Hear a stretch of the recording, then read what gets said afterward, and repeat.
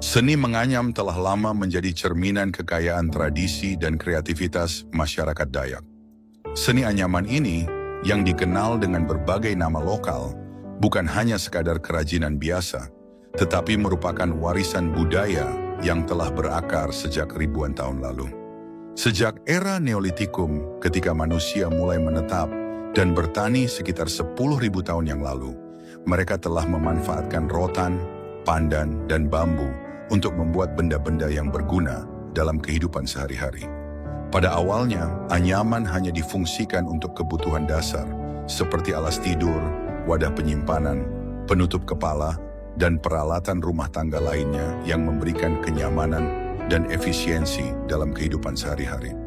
Namun seiring waktu, fungsi anyaman berkembang menjadi sebuah seni sekaligus identitas masyarakat Dayak. Kesenian ini tidak hanya menjadi kebanggaan tradisi, tetapi juga memiliki potensi besar untuk menggerakkan perekonomian masyarakat setempat.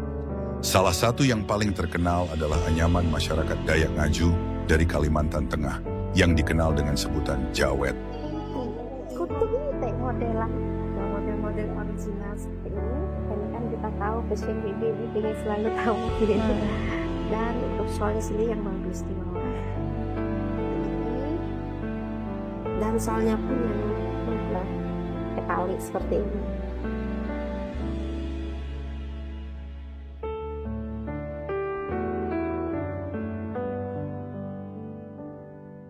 Jawet Niang adalah sebuah toko yang dimiliki oleh Ibu Niang, seorang pengrajin anyaman dari Kalimantan Tengah yang mempertahankan tradisi anyaman Dayak Ngaju yang dikenal sebagai Jawet selama 4 generasi. Iya, kalau saya mulai berkecimpung di dunia kerajinan anyaman rotan ini sudah dari usia kecil.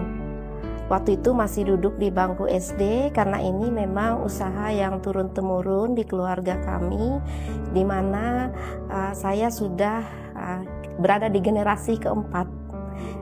Waktu itu dari datu, nenek, ibu saya sampai saya sendiri masih menggeluti usaha kerajinan anyaman rotan.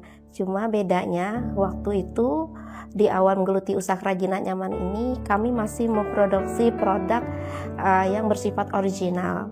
Jadi semua model itu masih monoton seperti itu dan lebih ke kekhasan dari rotan itu sendiri tanpa ada kombinasi bahan lain.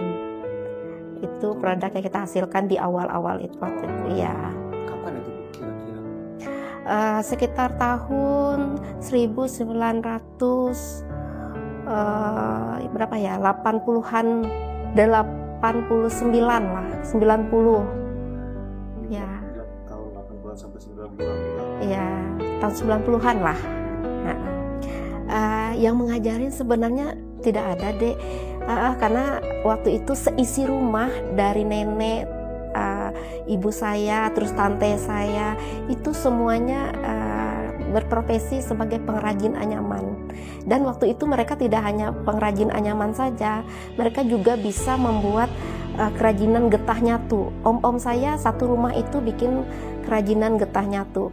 Cuman sekarang mereka tidak menggeluti produk getah nyatu itu karena terkendala bahan.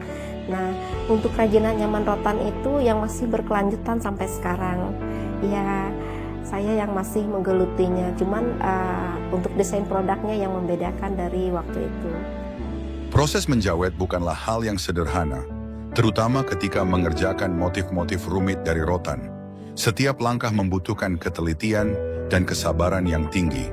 Namun Ibu Niang dengan keuletannya berhasil menjadikan proses rumit ini tampak begitu alami. Ia bekerja dengan niat yang besar dan semangat yang tidak pernah padam, menunjukkan kepada generasi muda bahwa seni ini adalah sesuatu yang berharga untuk dipertahankan. Sebenarnya itu tergantung keuletan kita, Dek.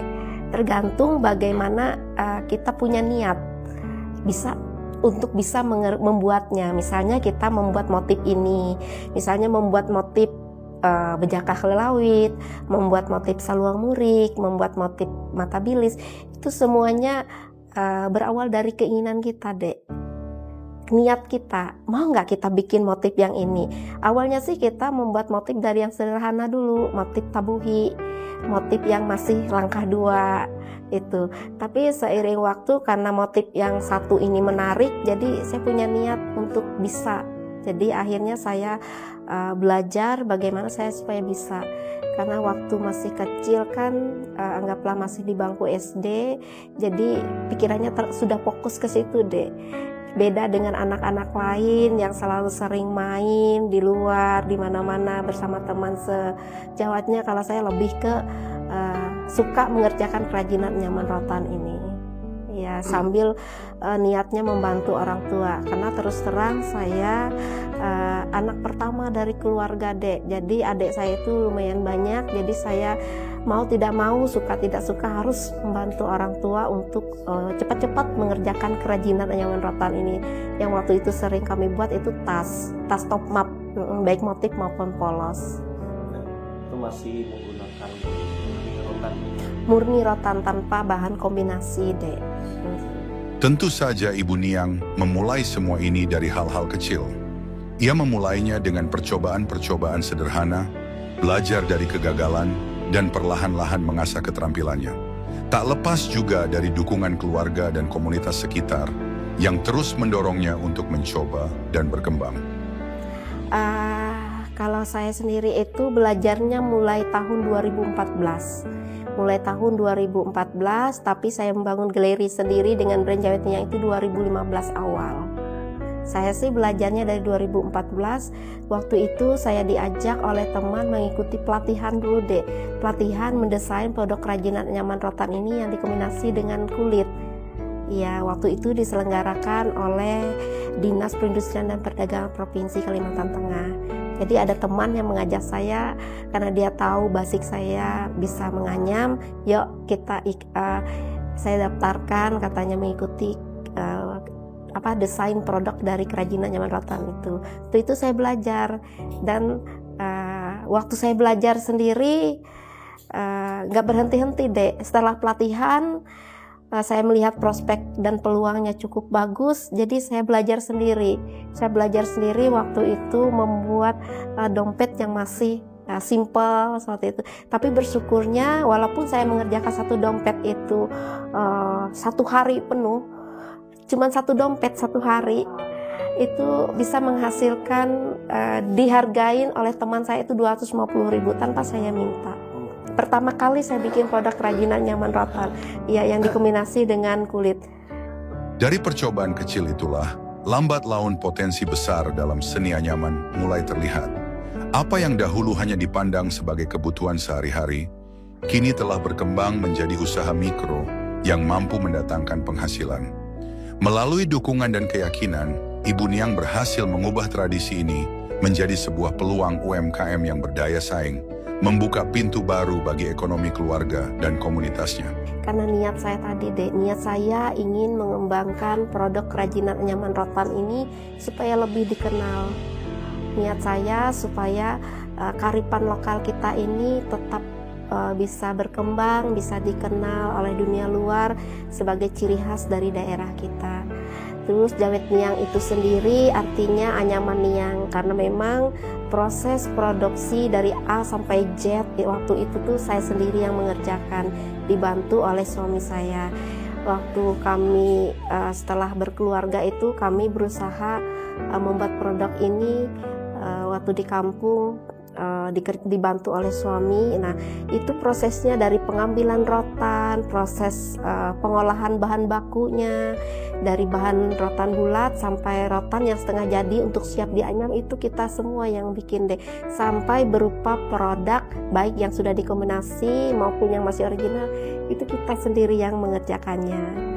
Iya, makanya saya beri nama brand saya itu Jawet Niang, karena memang proses dari awal sampai akhir itu saya sendiri yang mengerjakannya. Beda dengan sekarang, saya sudah dibantu oleh beberapa karyawan saya dan relasi saya yang mau bekerja sama, Dek. Jadi saya sekarang itu lebih banyak ke pemberdayaan, memberikan atau berbagi pengalaman, keterampilan dengan ibu-ibu maupun generasi muda, yaitu tadi karena niat dari awal saya ini ingin melestarikan budaya lokal kita. Jawet Niang bukan sekadar anyaman biasa. Ia adalah cerminan kekuatan, ketekunan, dan cinta akan budaya yang diwariskan dari generasi ke generasi. Di tengah perubahan zaman, mulai dari teknologi yang terus berkembang hingga pergeseran gaya hidup, Ibu Niang dan keluarganya tetap setia merawat tradisi ini.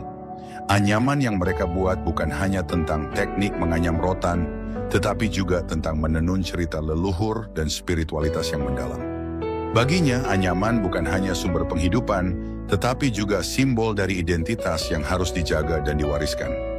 Melalui dedikasi dan komitmennya, Ibu Niang tidak hanya menghidupkan seni tradisional ini, tetapi juga menginspirasi banyak orang untuk tetap mempertahankan apa yang menjadi akar budaya mereka.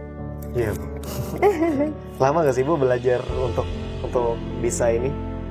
Untuk bisa menganyam yang anyaman biasa ini, yang tanpa motif ini? Sebenarnya kalau biasanya kalau untuk anak muda itu lebih cepat mereka. Oh iya. Ya, lebih cepat karena biasanya kakak juga mengajar anak-anak SMK, anak-anak SMP.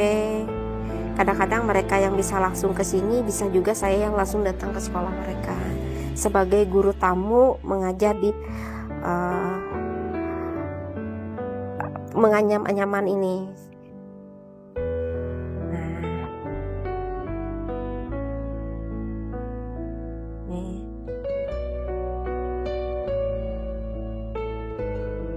Ini anyamannya sangat simpel. Ini kelihatannya rumit sih. Ini kan cuma angkat 2, tinggal 2 seperti itu. Berarti sampai selesai. 2 rotan diangkat terus. Iya. Pokoknya yang atas ada 2, yang bawah ada 2 terus. Iya. Bergantian tuh, Dek. Bergantian lembarannya itu 2 di atas, 2 di bawah seperti itu. Kalau ada yang salah bisa 3 di sebelah, 1 di sebelah, itu sudah salah. Ya, karena semua proses menganyam ini ada hitungannya. Saya tidak salah. Harus teliti juga. Harus teliti, Dek. Dituntut sekali ketelitian kita. Kalau misalkan di tengah jalan gitu ada salah tadi gimana? Harus kita bongkar. Iya, harus kita bongkar sampai titik kesalahannya. Kalau nggak kita bongkar, apalagi yang untuk motif seperti ini, itu motifnya akan tidak nyambung akhirnya. Tapi kalaupun misalkan sudah mau selesai gitu ya Bu, terus ternyata waktu pengerjaan itu ada yang salah, itu dibongkar lagi? Dibongkar, harus dibongkar dulu untuk diperbaiki lagi supaya anyamannya kembali terlihat bagus. Kalau mau coba boleh. Kayak gimana Bu? Silakan kalau mau coba. Ingat posisi kaki harus menahan di sini, lututnya. Gini. Ya, Oh ini di bawah sekalian, ya. Ditahan gini ya. Betul. Kenapa Bu harus ditahan? Dari sini. Ini dia apa nih? Tangan kiri berada di bawah, jempolnya di atas. Keempat jari di bawah, ya. Gini. Betul. Ini sambil nahan ini. Ini diambil. Ini ya. Ini didorong lagi ke atas. Ini diangkat yang sebelah.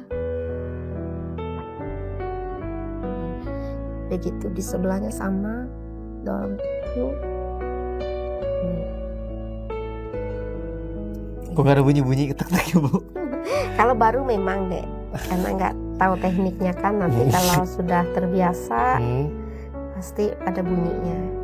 Nah, ambil lagi yang dari sebelah sini. Oh iya. Ya. Ini gini nih. Betul. Ini kan 2.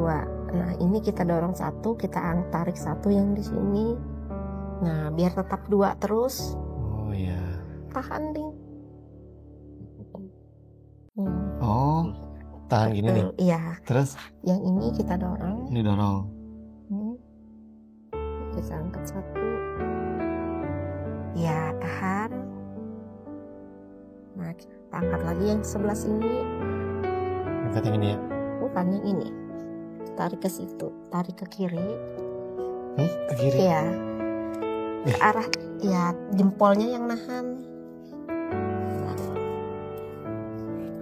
Oh, gini. benar-benar kesini. Pas jadi seperti itu. Tapi Anyaman paling rumit. simpel. Tapi rumit ya. Nah ini sebelum menjadi ini ya, lembaran-lembaran gini ya, ini diapain aku? Ini proses awalnya kita buang dulu ini bukunya deh. Bukunya ini kita bersihkan, terus kulit arinya juga kita bersihkan. Pembuangan kulit ari biasanya kita namakan itu marunti. Kita gosok-gosokkan di pohon besar ataupun di bambu supaya kaca-kaca atau kulit ari dari rotan ini hilang. Ini sudah hilang, tinggal kita buang, keluarkan itunya aja ya. atau kita rapikan bukunya ini saja pembuangannya.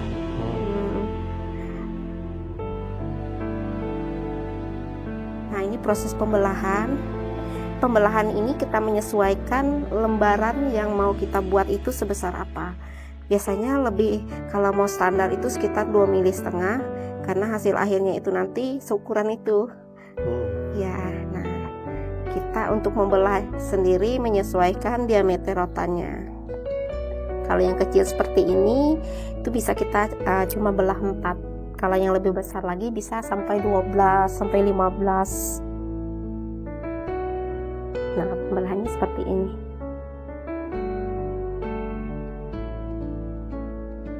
Gak dibelah pakai mesin, tapi dibelah pakai tangan.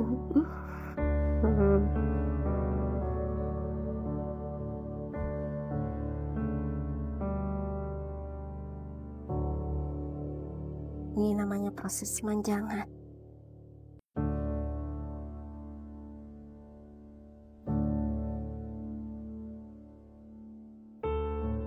Jadi lembarannya itu sama deh ukurannya. Nah jadi sama kan untuk besarnya. Jadi untuk yang mengurangi lebarnya itu jangan belikat, jangan kalau samping. yang menipiskan itu jangan tusuk. Jangan tusuk namanya. Pokoknya bolak-balik seperti itu sampai tingkat ketipisannya lumayan tipis supaya bisa diserut. Nah, ini namanya proses nikis atau menyerut. Kita ambil bagian tengah seperti ini. Nah, kalau bagian ujungnya itu hampir menyatu seperti ini, berarti tingkat ketipisannya itu sudah pas. Sudah sama kan? Coba rasain.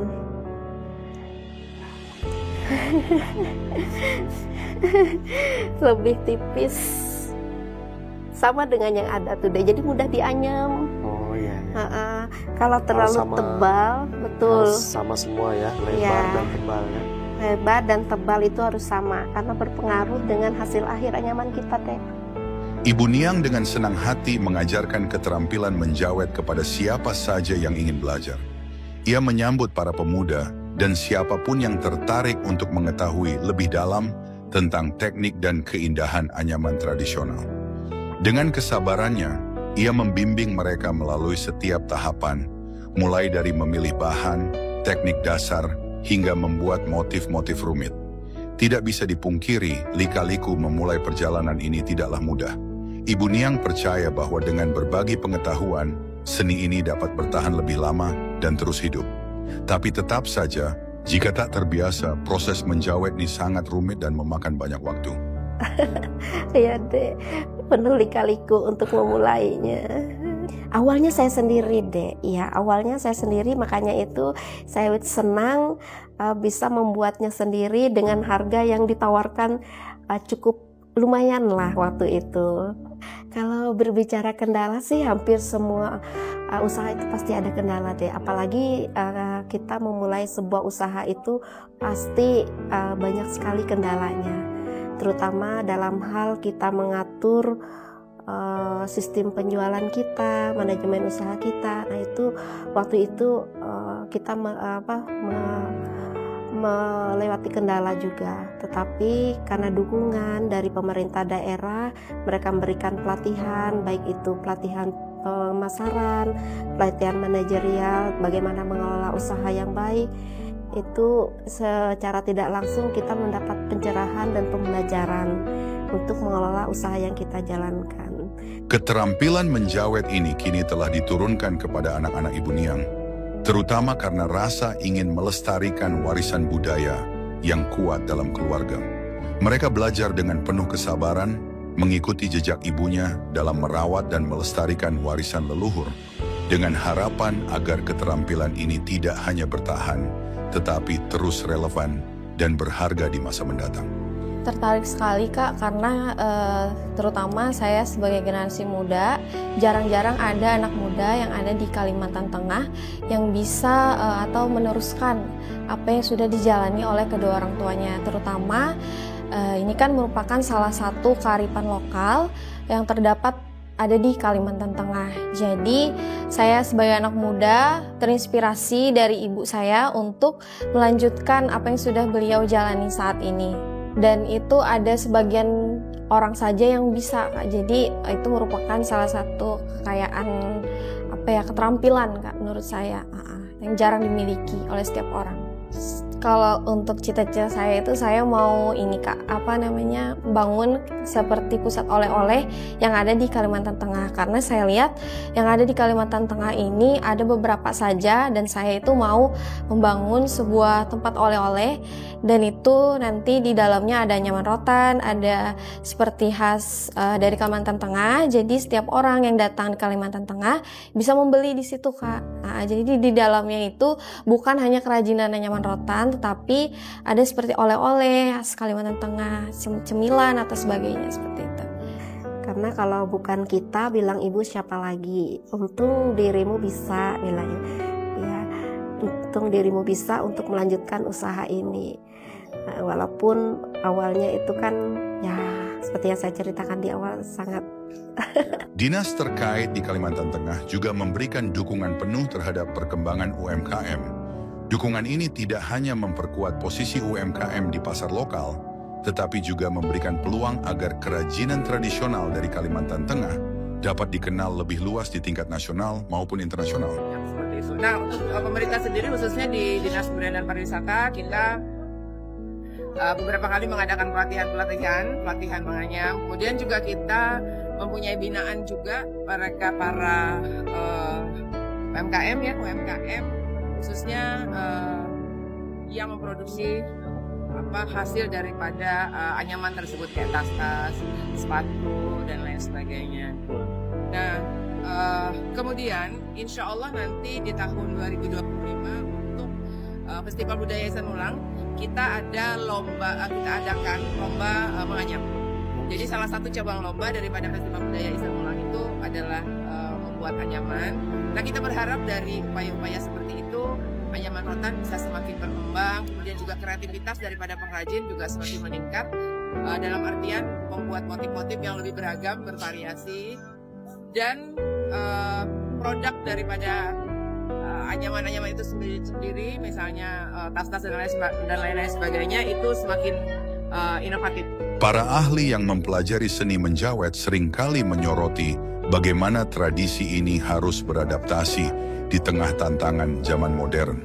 Para pengamat menekankan bahwa seni jawet dapat terus bertahan jika komunitas tetap menggabungkan nilai-nilai tradisional dengan inovasi yang kreatif. Menurut saya bahwa kita harus mencari ceruk pasar yang lebih luas. Kemudian meningkatkan desain sehingga nilai jualnya tinggi. Nah, kalau sudah nilai jualnya tinggi, ke depan selanjutnya kita mengembangkan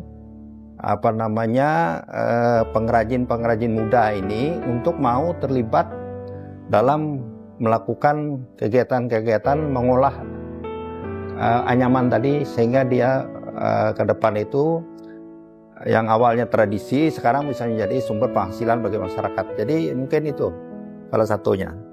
Ya, kalau saya lihat untuk sekarang ini generasi muda, terutama dalam hal menggunakan produk kerajinan anyaman rotan ini, daya tariknya luar biasa. Mulai menyukai lah produk kerajinan atau produk lokal kita. Nah, disitulah suatu kebanggaan rasanya bagi kita, karena anak muda sekarang mulai tertarik dengan produk kerajinan anyaman rotan ini. Karena ketertarikan itu nanti saya berharap mereka juga bisa dan mengenal bagaimana cara atau proses menjawet itu sendiri. Yang pertama karena modelnya bagus dan juga tidak ketinggalan untuk fashion sekarang. Itu sudah lama pakai dan juga teman juga banyak merekomendasikan ke sini, jadi ke sini. Ya. Berarti memang sudah sering belanja di sini, Bu. Awalnya dulu tahu dari mana, Bu? Lumayan dari internet. Ya. Toko jawetan milik Ibu Niang sekarang sudah berjalan dengan lancar.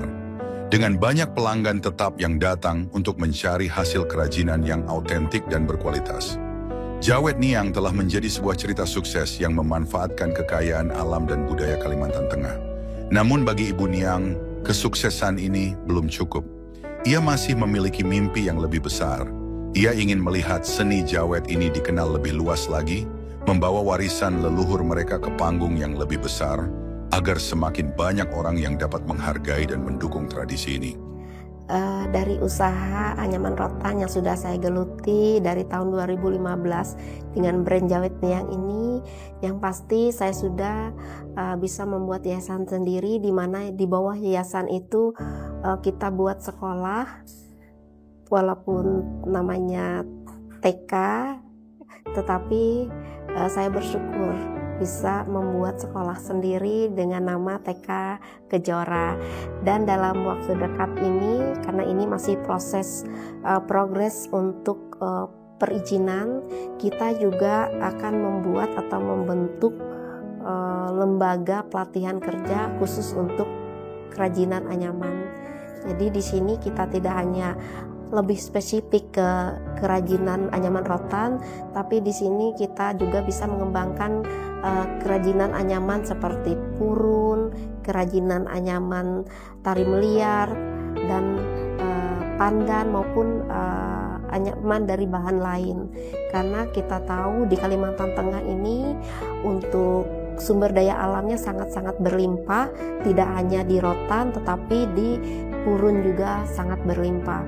Tergantung bagaimana kita berupaya semaksimal mungkin menggeluti usaha kerajinan ini, supaya kedepannya lebih memberikan manfaat, baik itu manfaat untuk kita sendiri, peningkatan ekonomi keluarga, maupun penciptaan lapangan kerja. Rasanya seperti itu.